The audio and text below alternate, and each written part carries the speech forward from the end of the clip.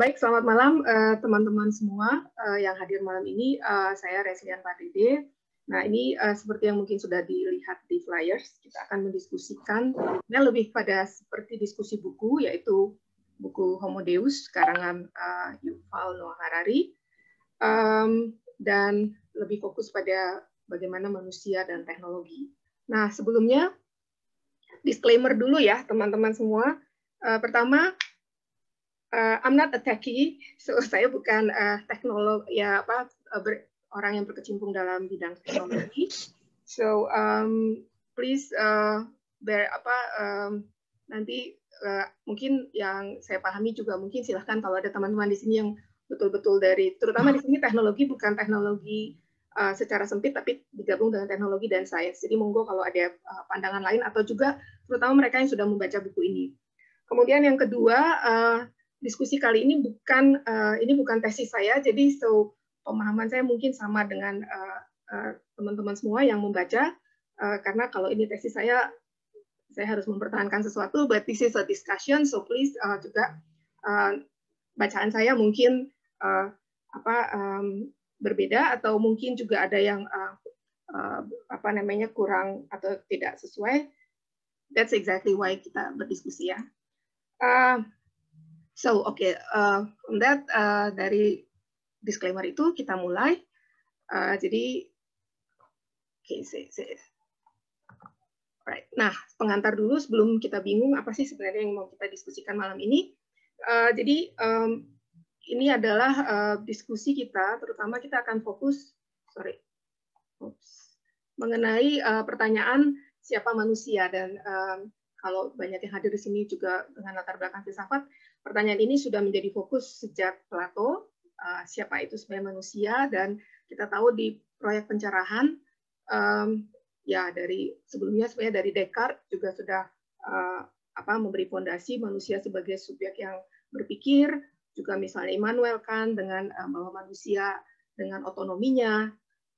Jadi kalau kita simpulkan di sini yang akan menjadi fokus juga adalah bahwa ada pemahaman mengenai humanisme, di mana manusia dilihat dari dimensi rasionalitasnya, kesadaran, kemampuan melakukan refleksi diri, dan juga otonomi. Dan ada satu hal yaitu bahwa ada yang tetap di dalam esensi manusia.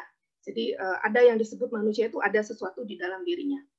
Namun di dalam era modern, pertanyaan ini sebenarnya menjadi lebih kompleks dengan adanya teknologi dan bukan sekedar sebagai teknologi ketika mungkin sebelum revolusi industri yang menjadi alat, tetapi yang sekarang menjadi lebih kompleks adalah ketika penggunaan teknologi sudah sampai kepada diri atau tubuh manusia.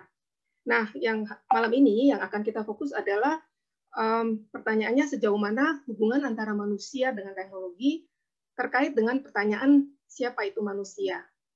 Jadi kalau tadi dari proyek pencerahan dengan humanismenya, nah itu kita lihat apakah pemahaman itu masih bisa bertahan dengan adanya teknologi yang sudah sampai pada merasuk pada penggunaannya kepada tubuh dan diri kita.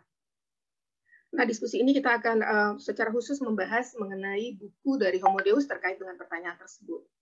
Oke. Nah, mungkin tentang Homo Deus sendiri, tadi sudah disebutkan oleh Wildan, jadi Yuval Noah Harari itu adalah sejarawan, tetapi kalau dilihat di website-nya, dia juga mengatakan bahwa dia adalah filsuf, lulusan Oxford, dan sekarang mengajar di Israel, Hebrew University. Ini lanjutan dari Homo sapiens, Homo Deus, dan sudah sampai 2019 ya, sudah terjual, jadi sudah ada 5 juta orang yang, mungkin lebih yang membaca, mungkin ya dibandingkan sapiens ya. Kalau sekilas ya menurut saya sih buku ini mudah dan enak dibaca dan mungkin perlu seperti tempo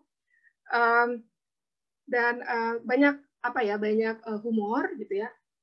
Jadi sense of humornya it's interesting dan juga provokatif.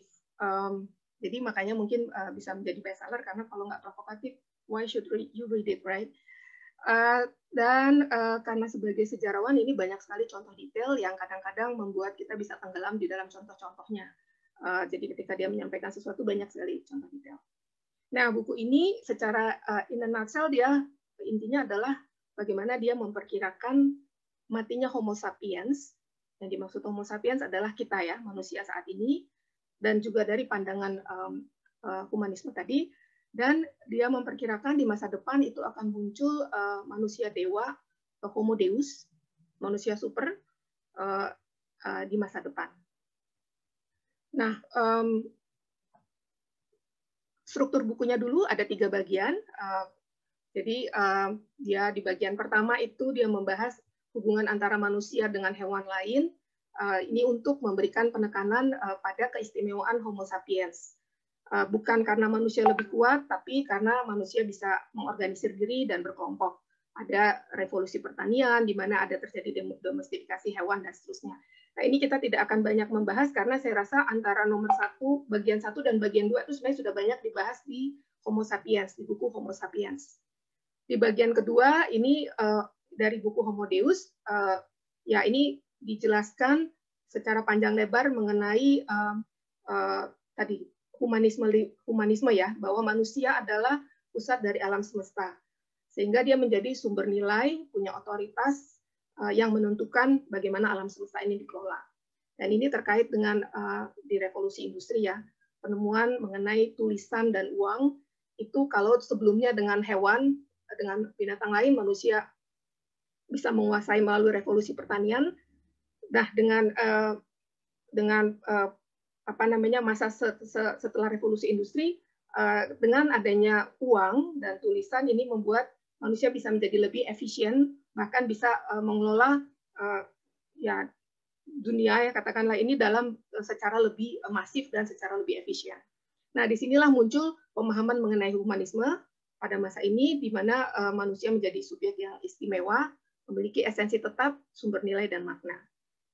Juga di sini ada sedikit mengenai pentingnya fiksi atau narasi yang membuat saya teringat dengan Rocky Gerung. Mungkin Rocky Gerung mendasarkan pada ini ya, karena sebenarnya fiksi atau narasi yang dimaksud Yuval di sini adalah mengenai imagine order ya, bahwa manusia modern ini kita sangat tergantung pada yang disebut imagine order, yang termasuk diantaranya adalah agama, kemudian negara, termasuk uang itu sendiri adalah imagine order, sesuatu yang nilainya melebihi nilai intrinsiknya ya, jadi atau sesuatu yang bahkan tidak punya eksistensi intrinsik, tapi value-nya, nilainya itu bisa menggerakkan manusia, itu yang disebut imagine order. Nah, nanti sebenarnya kita bisa lihat imagine order ini bisa diperkuat dengan teknologi sebenarnya. Oke, kemudian bagian ketiga mengenai Homo Deus itu sendiri. Nah, ini Homo sapiens nanti akan hilang, kemudian diganti dengan Homo Deus. Ini kurang lebih 3 bagian dari buku dari Homo Deus, tapi untuk 1 dan 2 kita tidak akan banyak membahas, kita fokus pada yang ketiga. Nah, ini saya gambarkan mungkin kurang tepat ya, teman-teman. Jadi pokok pikirannya apa sih buku Homo Deus itu secara sederhana. Jadi ini kan intinya adalah pergerakan atau perubahan atau transformasi dari Homo sapiens menjadi Homo Deus. Right? Nah, jadi Homo sapiens sendiri, kalau dari bukunya itu ada manusia pramodern dan ada manusia modern. Fokusnya di manusia modern karena disinilah muncul yang tadi humanisme. Tapi humanismenya di sini fokus pada humanisme liberal ya, yang tadi manusia dengan rasionalitas, otentisitas, dan seterusnya. Nah, Homo sapiens ini sampai dengan nantinya mulai abad ke-21 nanti akan bertransformasi menjadi Homo Deus karena adanya sains dan teknologi. Jadi sebenarnya yang dimaksud teknologi sebenarnya juga mencakup sains dan teknologi yang digunakan untuk memenuhi agenda manusia di abad ke-21. Menurut Harari, dua agenda, yaitu mengatasi kematian dan mencapai kebahagiaan. Untuk mencapai agenda ini, maka Homo sapiens itu perlu menjadi Homo Deus. So, nantinya Homo Deus adalah ya Homo sapiens yang terupgraded. Nah, yang tadi terakhir ini yang ada dataisme, nanti kita bahas secara khusus. Bisa juga nanti ini secara lebih ekstrim menjadi ada ya aliran yang disebut dataisme. Tapi intinya dari pokok pikiran buku Homo Deus itu ingin menjelaskan bahwa terjadi transformasi dari Homo sapiens menjadi Homo Deus. Dan transformasi ini, menurut Harari, bukan sekedar transformasi yang bersifat konsep atau filosofis, yang oke dipikirkan bagaimana sih supaya manusia itu yang Homo sapiens menjadi manusia unggul, yang Homo Deus, yang mulia, dan seterusnya. Tetapi menurut Harari ini transformasinya akan bersifat praktikal, akan terjadi dengan sendirinya karena tuntutan ya tadi, karena manusia sebenarnya punya agenda yang dia ingin lakukan di masa depan. Nah, kita bicara sedikit lagi lebih dalam mengenai pergeseran atau transformasi Homo sapiens ke Homo deus ini. Jadi ini adalah sesuatu yang katakanlah ya keniscayaan dalam tanda kutip kalau ingin mengatasi kematian atau menjadi immortal dan mencapai kebahagiaan, maka mau tidak mau manusia harus mengupgrade diri mereka menjadi Homo deus atau manusia super, atau manusia dewa ya. Nah, kita sedikit jelaskan mengenai apa sih yang dimaksud Harari dengan agenda manusia nantinya di abad ke-21 atau fokusnya. Kita udah masuk 21 ya. Mengatasi kematian, apa yang dimaksud? Jadi, menurut Harari, kematian itu sebenarnya adalah soal teknis. Jadi, karena kan kalau ada yang meninggal, kita kan tanya, kenapa ya dia meninggal? Biasanya kan jawabannya mungkin gagal jantung. Mungkin gagal ginjal atau serangan jantung atau misalnya stroke yang terjadi berkali-kali atau dan seterusnya. Jadi selalu ada hal teknis yang dikatakan menyebabkan kematian. Bahwa kemudian kalau misalnya karena kenapa dia mati karena nyawanya atau jiwanya meninggalkan tubuhnya. We're not saying that, tapi lebih pada ya karena ada sesuatu yang tidak berfungsi di dalam tubuhnya sehingga dia mati. Nah, itu yang disebut soal teknis. Nah, Harari mengatakan bahwa setiap masalah teknis itu pasti memiliki solusi teknis. Oke, jadi nah solusi teknis ini bisa diberikan oleh teknologi. Sebenarnya Harari sangat di dalam seluruh bukunya ada dua yang sangat penting, yaitu computer science teknologinya ya, dan juga bioteknologi. So dua ini yang selalu ada di dalam seluruh buku ini, jadi bertumbuh pada dua ini. Nah, jadi menurut Harari, manusia nantinya itu bisa, atau paling tidak upaya mengatasi kematian itu nanti akan dibantu oleh teknologi. Karena ada misalnya rekayasa genetik, kemudian obat-obatan regeneratif yang bisa memberikan harapan terhadap solusi ini. Jadi itu satu ya, karena dia merasa bahwa memang kita begitu, manusia kan sangat ingin bagaimana bisa panjang umur, banyak obat-obatan atau cara hidup. Kenapa kita mau cara hidup sehat? Karena kita ingin panjang umur. Nah, berarti manusia sekarang memang sangat terobsesi dengan memperpanjang umur. Nah, itu nantinya solusinya bisa dilakukan melalui teknologi. Oke. Nah, yang kedua adalah mencapai kebahagiaan. Menurut Harari, dia mengambil dari Epicurus. Jadi, manusia proyek satu lagi selain kematian adalah kebahagiaan. Nah, apa yang dimaksud dengan kebahagiaan? Menurut dia adalah adanya sensasi yang menyenangkan dan juga bebas dari sensasi yang tidak menyenangkan atau penderitaan. Bisa biologis, bisa psikologis. Nah, kalau menurut Harari ini juga jalan keluarnya bisa diberikan oleh teknologi. Karena kalau menurut dia sensasi yang tidak menyenangkan atau yang menderita itu sebenarnya ditentukan oleh sistem biokimiawi kita di dalam tubuh kita. Artinya, kalau kita ingin mengurangi penderitaan atau mencapai kebahagiaan adalah dengan mengurangi ketidaknyamanan, mengurangi rasa sakit, mengurangi penderitaan yang dialami oleh tubuh kita. Nah, itu caranya bisa macam-macam ya. Jadi bisa dengan obat-obatan, dengan peralatan dan seterusnya. Jadi di sini ada aspek untuk bagaimana bisa secara medis menyembuhkan. Nah, itu artinya pengurangan penderitaan yang berarti mencapai kebahagiaan karena berarti manusia hidup dengan lebih kurang dari rasa sakit. Nah, dua agenda ini yang akhirnya membuat Homo sapiens harus mengupgrade diri mereka. Kalau selama ini lebih banyak dikembangkan teknologi di luar diri manusia, dan mungkin saat ini adalah mengupgrade manusianya sendiri. Jadi termasuk pikiran dan tubuh manusia, atau bahkan ya bisa memadukan dengan external tools. Jadi ini yang dimaksud dengan Harari bahwa teknologi digunakan sekarang untuk diri atau tubuh manusia. Nah, bagaimana ini bisa terjadi? Kita lihat bahwa ada dua hal, ada ya tadi bioteknologi dan dari komputer ya, dan itu yang disebut dengan algoritma. Ini memungkinkan terjadinya upgrading ke Homo Deus ini. Kenapa ini bisa terjadi? Dia ini ya nanti muncul juga nih kata algoritma. Algoritma. Jadi menurut Harari, sebenarnya ada sumbernya ya, ada apa, tapi saya nggak lihat. Jadi ada, menurut Harari itu di Life Science mengatakan, menunjukkan bahwa organisme kita termasuk adalah algoritma. Algoritma itu apa? Yaitu sebuah langkah-langkah, methodical set of steps yang bisa digunakan untuk membuat kalkulasi, memecahkan masalah, dan akhirnya mengambil keputusan. So artinya, karena mungkin ya kalau kita lihat diri kita ya, tubuh kita kan sekarang mungkin dengan adanya pandemi, kita menjadi semakin sadar ya, kalau oh pandemi apa sih yang diserang? Oh paru-paru. Artinya kalau paru-paru diserang, tidak bisa bernafas, maka akan terganggu sehingga secara keseluruhan tubuh kita akan terganggu. Artinya ada sistem di dalam tubuh kita. Nah, sistem ini menurut Harari di dalam Homo Deus ini adalah algoritma, karena ada step-step yang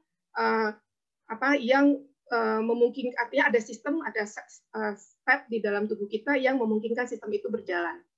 Jadi that's why disebut kita juga adalah algoritma. Nah, algoritma ini sebenarnya jadi mengontrol kehidupan manusia, algoritma organis ya berarti ya. Mengontrol kehidupan kita melalui sensasi maupun emosi dan pikiran. Jadi bahkan bukan hanya misalnya jantung atau kemudian paru-paru atau otak kita, tapi juga emosi dan pikiran itu juga sampai ke situ adalah algoritma. Nah, mungkin kalau teman-teman yang membaca, jadi emosi yang kita rasakan, ada kesedihan atau mungkin ada rasa senang, itu semua sebenarnya kalau dari dari sains itu buktinya adalah adanya aktivitas listrik dari neuron dari otak, dari jaringan otak.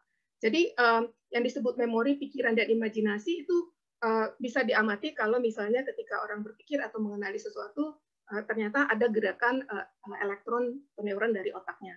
So itu pun menunjukkan semuanya adalah algoritma.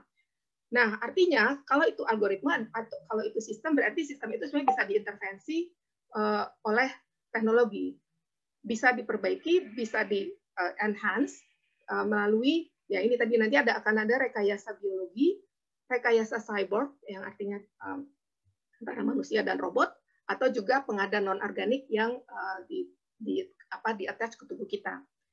To some extent, ini sebenarnya kan juga sudah terjadi ya. Jadi kalau misalnya kita lihat alat pacu jantung misalnya, itu kan sebenarnya teknologi yang kemudian ditempelkan ke dalam tubuh manusia untuk membantu jantung misalnya. Ya, jadi to some extent ini sudah dilakukan, dan mungkin, nah ini kedepannya ini yang menurut Harari akan semakin banyak dilakukan. Kalau tujuan awalnya mungkin ingin mengurangi penderitaan atau pengobatan, tetapi antara pengobatan dengan kemudian enhancement itu menurutnya hanya satu step. Sehingga kalau tadinya kita mengurangi supaya manusia tidak mudah kena misalnya stroke, apa yang harus dilakukan. Tetapi kemudian, bukan hanya itu, bagaimana kalau kemudian manusia ternyata bukan hanya stroke, tapi dia bisa selalu segar setiap saat, atau misalnya daya pikirnya menjadi lebih baik, dan seterusnya. Jadi nanti bukan lagi mengurangi penderitaan, tetapi enhancement dari kemampuan manusia itu. Makanya di dalam saya katakan mungkin suatu saat kita bisa menjadi, I don't know, Spider-Man, Iron Man, dan seterusnya. Is that possible? Maybe, gitu ya. Mungkin teman-teman dari sains yang bisa menyampaikan. Atau Wonder Woman. Ya, oke. Nah, jadi itu ya. Jadi makanya itu bisa dilakukan. Tetapi, nah di lain pihak itu algoritma kita ya, tubuh kita ada algoritma organis. Tapi juga ada algoritma pengadaan non-organik. Nah, di sini saya terutama sains ya, komputer itu juga akan terus berkembang. Dan menurut Hari ini sebenarnya suatu saat akan bukan suatu saat, bahkan sekarang ya, melampaui kemampuan algoritma organik. Jadi yang belum enhance ya. Jadi kalau mungkin saya nggak tahu teman-teman ada yang pernah nonton Black Mirror misalnya ya, itu kan ada ketika ada orang yang mau menyandera seseorang, kemudian polisi ingin tahu siapa sih orang yang menyandera orang ini gitu ya. Itu polisi harus mencari secara manual, kemudian mengingat membuka data dan seterusnya. Tapi kemudian yang kemudian bisa memberikan bantuan untuk mengetahui orang ini dengan latar belakangnya adalah ternyata ya orang seperti yang misalnya pemilik dari Facebook atau sosial media yang dengan hanya membuka aplikasi sebenarnya si orang ini sudah langsung diketahui, oh ya dia tinggal di sini, dia pendidikannya ini, dia kemarin baru dipecat dari pekerjaannya, dia kemarin baru membeli ABCD dan seterusnya. So itu dengan sistem, jadi sistem dibandingkan dengan polisi atau yang algoritma organik yang harus mengingat dan memproses semuanya, ini yang yang dimaksud dengan hari akan menjadi jauh lebih luar biasa. Sehingga nanti kita lihat bahwa akhirnya pengadaan non-organik ini satu saat juga bisa mengendalikan non-organik. But that's later. Nah, ini satu hal yang menarik mungkin, tapi hanya untuk nanti silakan teman-teman. Tapi anehnya Harari mengatakan transformasi ke Homo Deus itu mungkin tidak terjadi pada seluruh umat manusia. Itu hanya mungkin hanya akan terjadi pada sekelompok elit yang mampu mungkin kalau nanti ada membayar, sama seperti ya operasi plastik yang hanya dilakukan oleh sekelompok elit dan seterusnya. But this is for discussion ya. Apakah kemudian bisa, mungkin teknologi juga bisa memungkinkan dilakukan secara masif kepada seluruh manusia. Oke. Nah, kalau tadi kita itu tadi transformasi ke Homo Deus, nah kan tadi kita bicara terus apa dampaknya? Tadi katanya Homo sapiens mati. Bagaimana dengan pandangan ini? Nah, kalau terjadi transisi itu, yang dimaksud dengan kematian Homo sapiens di sini adalah kematian pandangan humanisme atas siapa manusia, yang tadi didasarkan pada individualisme, kehendak bebas, kapitalisme, HAM, demokrasi, yang mengalami gangguan atau disrupsi akibat dari perkembangan bioteknologi dan computer science. Ini contoh ya. Jadi ini mungkin dari teman-teman filsafat yang juga yang relevan. Jadi pandangan misalnya mengenai individualisme.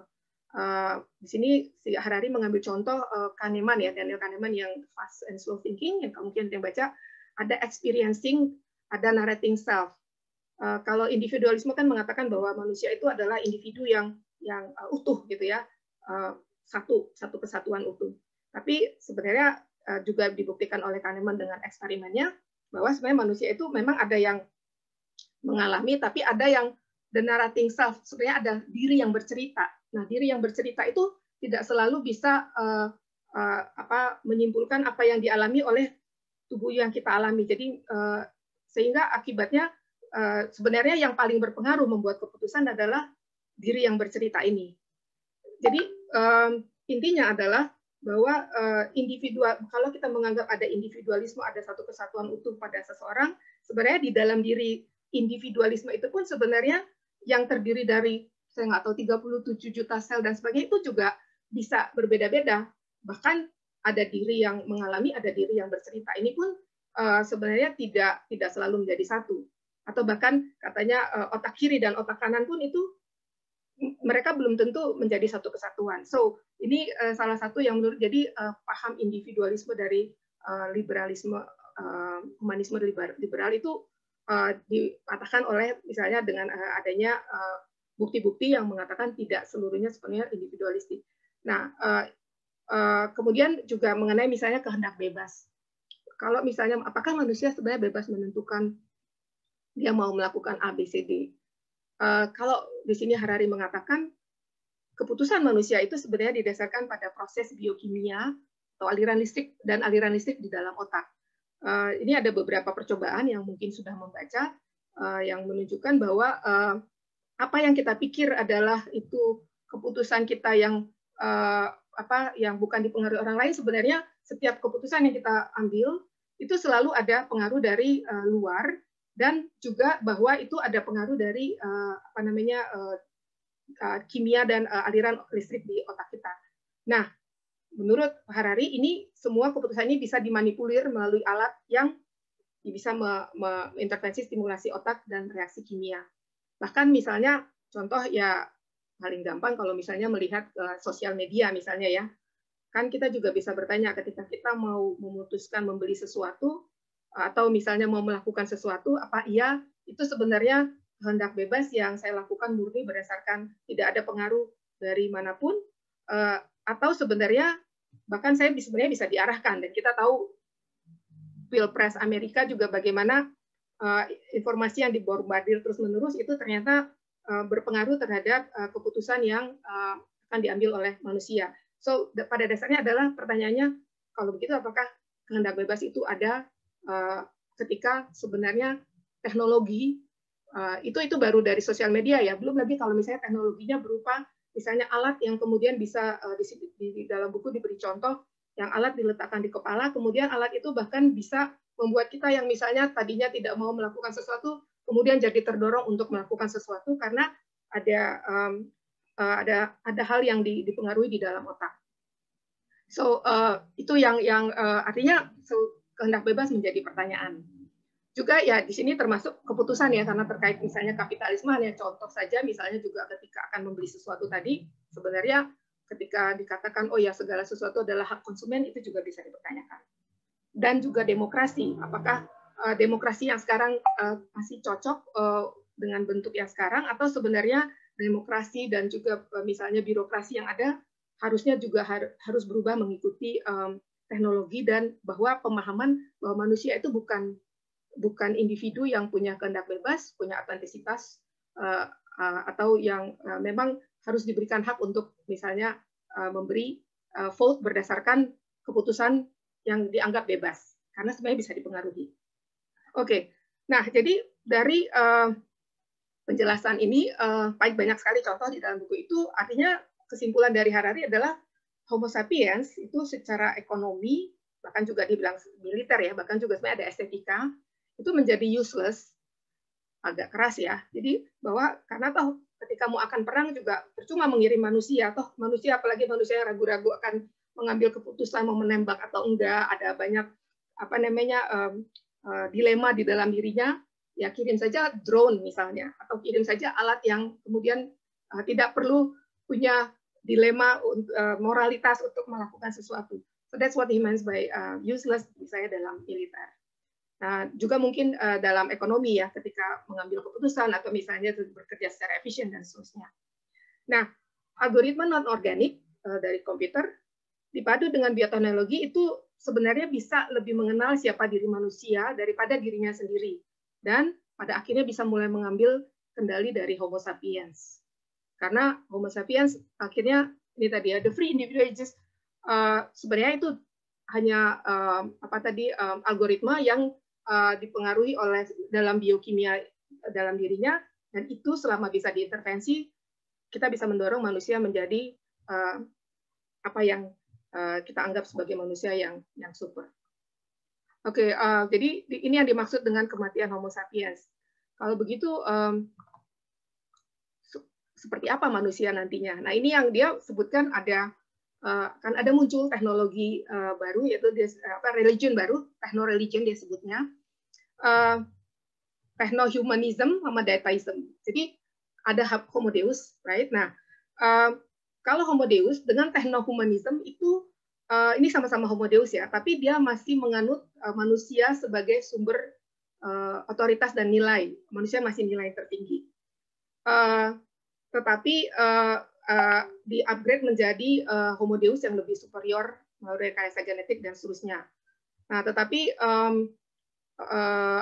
di sini muncul masalah karena ketika manusia menjadi Homo Deus melalui rekayasa tadi ya, genetik, teknologi dan seterusnya yang sebenarnya diciptakan oleh manusia itu sendiri melalui teknologi, pada akhirnya nantinya manusia yang Homo Deus ini sebenarnya tidak lebih dari alat atau produk atau hasil desain dari teknologi yang diciptakan oleh manusia. Nah, kalau teknohumanisme masih menganggap manusia sebagai nilai tertinggi pada dirinya sendiri, maka kalau Homo Deus hanya menjadi hasil atau hasil desain dari teknologi, maka ini kan berarti merendahkan nilai manusia. Sehingga kalau teknohumanisme itu menurut Harari akan bermasalah pada dirinya sendiri. Kalau di satu pihak mau mengupgrade manusia tapi masih memandang manusia tinggi, itu pada akhirnya akan konflik di dalamnya. Karena tidak mungkin manusia yang dianggap superior atau tinggi, tapi kalau itu tidak lebih sebagai hasil desain dari teknologi. Ya. Nah, muncul yang satu lagi, muncul yang kemudian lebih ekstrim, yang kemudian memutus rantai dengan humanisme. Jadi, oke, dataisme tidak melihat bahwa manusia harus dipandang tinggi, seperti humanisme. Jadi, sakit loh nanti. Halo. Ya. Jadi di sini Homo sapiens bukan lagi pemegang otoritas nilai dan makna tertinggi. Kalau yang tadi teknohumanisme masih menganggap oke, manusia itu harus tetap dihargai sebagai yang tertinggi, tapi kalau dataisme no, karena itu jadi bermasalah. Sekarang Homo sapiens it's an obsolete algorithm, nggak berguna. Maka muncullah dataism ini. Apa itu dataism? Nah, ini it's a bit extreme, tapi coba deh kita lihat ya. Ini yang disebut dataism ya, dataisme kalau mungkin bisa. Oke. So, menurut dataisme, alam semesta ini terdiri dari aliran data dan nilai dari entitas atau pengada atau fenomena itu bergantung pada kontribusinya terhadap data processing yang dipercayakan pada algoritma elektronik. Jadi, dataism tidak percaya dengan manusia, Homo sapiens, walaupun dia punya algoritma organik ya. Jadi dia melihat bahwa alam semesta isinya itu aliran data. Nilai manusia atau entitas pengada apapun itu sepanjang dia bisa berkontribusi terhadap data processing. Nah, jadi di sini pada computer science biologi, dataisme meruntuhkan batasan antara organisme dan mesin dengan harapan algoritma mesin komputer itu akan dapat memahami dan menguasai algoritma biokimia dari manusia. Karena kan kalau memang algoritmanya ada, tinggal dipahami sistemnya mana yang rusak, mana yang mau diperbaiki, tinggal diintervensi. Nah, ini diperkirakan yang algoritma mesin yang ya dengan machine learning dan sebagainya, dia bisa mempelajari, bisa tahu, dan kemudian bisa memperbaiki algoritma biokimia dari Homo sapiens atau pengada lainnya. Oke. Nah, jadi manusia itu apa fungsinya? Ya, manusia dan kegiatannya itu menjadi input dari data processing. Organisme ekonomi politik yang menjadi kegiatan manusia itu juga semuanya dilihat sebagai data processing. Jadi apa yang dilakukan manusia itu manusia adalah input data. Yang mungkin sudah terjadi sih to some extent ya saat ini.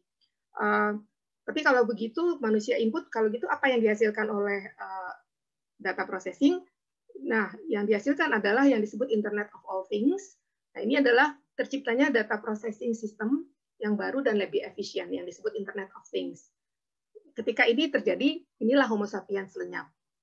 Apa itu Internet of Things? Ya, keterhubungan dari segala sesuatu.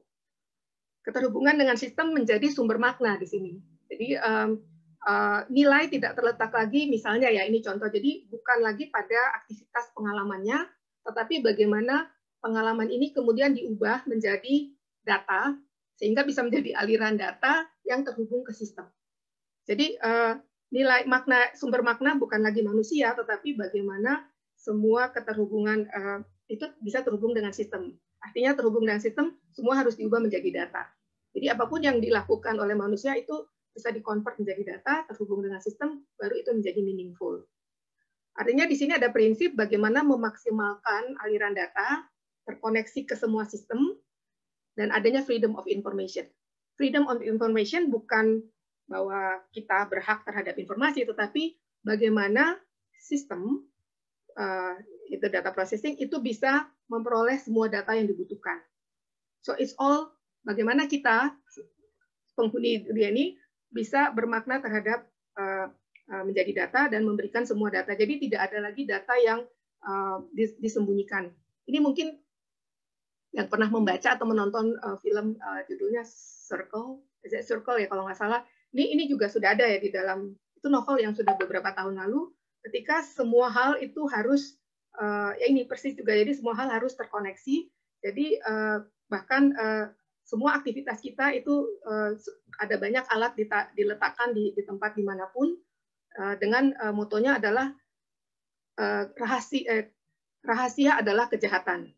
Artinya semua harus jadi transparan. So this one is freedom of information. You cannot hold atau hide your information.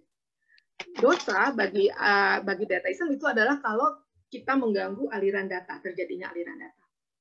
Nah ini kalau Harari bilang sebenarnya penyebaran untuk dataisme kelihatan sangat ekstrim, tetapi ini sebenarnya sangat mudah karena the fact is now itu anak muda banyak yang dengan sukarela menjadi bagian dari aliran data, walaupun harus merelakan privasi atau individualitasnya. Jadi ya kita semua tahu bagaimana record, kemudian and then upload, share gitu ya. Jadi diperkirakan tidak akan dilakukan, tidak perlu represi untuk mendapatkan data, tetapi mungkin orang dengan suka hati memberikan datanya dia karena dia juga ingin menjadi bagian dari sistem yang lebih besar. Okay. So that's kesimpulan dari yang Harari ya. Jadi yang tadi sampaikan, mudah-mudahan nanti teman-teman silahkan. Nah ini menurut Harari, dari dulu kan sebenarnya kita sudah banyak dari zaman bisa di offin dulu nggak? Oke. Bisa nge-mute host. Iya, oke. So sebenarnya kalau dilihat, saya sejak zaman dia bilangnya dari the Bible ya, since the Bible atau zaman Yesus mungkin, atau dari itu mungkin teknologi yang digunakan bisa berbeda-beda. Sampai sekarang tuh teknologinya jauh berbeda. Tetapi yang tidak atau kurang lebih sama itu adalah pikiran atau tubuh manusia. Karena that's why kita ketika membaca misalnya Alkitab atau ini, kita masih bisa relate dengan apa yang dikatakan di sana. Nah, tetapi di abad ke-21 ketika teknologi pada akhirnya bisa mengintervensi tubuh kita dengan pikiran kita, dengan semua proses biokimia dan diintervensi dengan ya tadi nanoteknologi atau bioteknologi. Nah, itu yang pada akhirnya menandakan berakhirnya sapiens, karena sudah ada perubahan di dalam diri atau tubuh manusia. Teknologi bukan lagi di luar diri manusia, tetapi sudah di dalam, dan itu akan mulai menurut Harari sejarah yang baru, dan mungkin kita akan sulit memahaminya, kita yang sekarang ya, artinya kalau kita menggunakan cara berpikir sekarang. So basically sebenarnya Harari itu sebenarnya ingin mengatakan juga prediksi dia dengan Homo Deus yang dia lakukan itu didasarkan pada cerita yang sekarang, didasarkan pada teknologi yang sekarang. Dia mengatakan sebenarnya no one knows apa yang akan terjadi atau bentuk manusia di masa yang akan datang. Tetapi paling tidak dia berusaha untuk dengan berdasarkan teknologi yang sekarang, perkiraan yang sekarang, maka yang akan terjadi kurang lebih seperti ini di masa depan. Tapi tentu saja itu bisa berubah. Ya. Nah, dia juga mengatakan Homo Deus itu sebenarnya nanti akan menjadi seperti dewa-dewa Yunani atau Hindu, yang mungkin bukan seperti Tuhan dalam Alkitab yang maha, serba maha, karena dewa-dewa ini walaupun dia punya kemampuan super, ya samalah seperti di Marvel ya, Marvel Universe, tapi dia juga masih punya keterbatasan tertentu. Jadi walaupun dia bisa loncat setinggi apa, tapi dia mungkin masih masih emosional, masih dan seterusnya. Jadi bukan Tuhan yang maha, tetapi yang super dengan kemampuan atau kelebihan tertentu. Upgrading Homo sapiens menurut Harari itu sebenarnya akan merupakan proses sejarah yang gradual dan selangkah demi selangkah. Penggabungan antara manusia, robot, komputer tidak akan terjadi misalnya dalam seperti film Hollywood yang terjadi seketika, tapi tanpa kita sadari, mungkin sekarang kalau kita lihat, kita berpikir 20-30 tahun yang lalu dengan yang sekarang mungkin sudah jauh berbeda, dan apa yang akan terjadi di kedepan hari juga akan jauh berbeda dengan yang sekarang. Nah, teman-teman, disclaimer dari Harari, buku Homo Deus ini merupakan prediksi historis. Jadi bukan manifesto politik, bukan ini yang harus dilakukan untuk terjadi. Juga bukan ramalan, kenabian, profesi, tetapi lebih sebagai cara untuk ya mendiskusikan, melihat pilihan-pilihan kita yang saat ini. Jadi kalau misalnya teknologi sekarang yang sebaiknya diarahkan ke seperti apa? Apakah kalau misalnya seperti ini dibiarkan, maka akan terjadi ABCD yang tadi. Sejarah menunjukkan proses pengembangan manusia bisa bereaksi terhadap prediksi ini. Contohnya misalnya Marx. Oke, nah ini sedikit yang dari saya, dan mungkin nanti teman-teman kalau menurut saya apa yang menarik dari buku ini, kalau menurut saya adalah buku ini mengajak kita untuk berpikir lebih berani mengenai siapa manusia melalui hubungan antara manusia dengan teknologi. Secara eksplisit Harari mengatakan manusia itu tidak memiliki esensi yang tetap. Ya. Sebenarnya kalau dia mengambil humanisme yang tadi, tapi sebenarnya banyak filsuf lain yang juga menolak pandangan humanisme yang mengatakan esensi manusia yang tetap, misalnya Heidegger. Tetapi kalau menurut saya sebenarnya solusi yang diberikan Heidegger juga tidak se-eksplisit atau tidak sekonkret Yuval ya, yang artinya ada bahwa oke, ini dengan adanya teknologi maka esensi manusia itu sebenarnya tidak ada karena ABCD. Jadi bukan, Heidegger kan masih agak muter dengan ada dan being dan seterusnya. Jadi paling tidak ini memberikan ya lebih berani untuk siapa sih manusia terkait dengan teknologi? Apakah manusia yang kita anggap sekarang seperti yang sekarang ini sebenarnya bisa berbeda. Nah, untuk kedepannya juga, jadi kita dipaksa untuk berpikir mengenai siapa manusia, juga terhadap nilai-nilai yang kita anggap sebagai nilai tertinggi, misalnya tadi individualisme, demokrasi, kapitalisme, dan dengan menyadari bahwa oh ya sebenarnya apa yang kita anggap oke harus demokratis, itu sebenarnya mungkin kalau kita tahu bahwa keputusan kita untuk vote terhadap seseorang itu sebenarnya bukan keputusan yang kita ambil secara murni berdasarkan otentisitas kita, tapi juga dipengaruhi oleh hal-hal lain, bahkan juga dipengaruhi oleh masukan-masukan yang bisa mempengaruhi keputusan kita. So ini yang mungkin yang menarik. Ya, kalau yang menjadi masalah, apa yang masih menjadi masalah? Ini saya ambil dari ini ya, Romo Magnis kan selalu kalau diskusi buku sebutkan apa yang menjadi masalah. Oke, algoritma ini kan kalau kita lihat hanya dapat mengolah data masa lalu berdasarkan input ya. Padahal masa depan itu butuh imajinasi dan juga keterarahan yang dapat mempengaruhi proses algoritma itu. Nah, kalau misalnya imajinasi ini merupakan proses biokimia yang dipengaruhi oleh teknologi yang sebenarnya merupakan ciptaan manusia, di sini ada circular argument, gitu ya.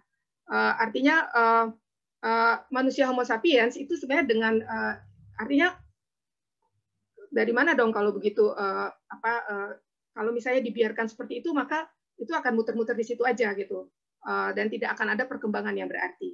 Artinya di sini manusia Homo sapiens dengan imajinasi, dengan tujuan atau nilainya mungkin masih tetap diperlukan.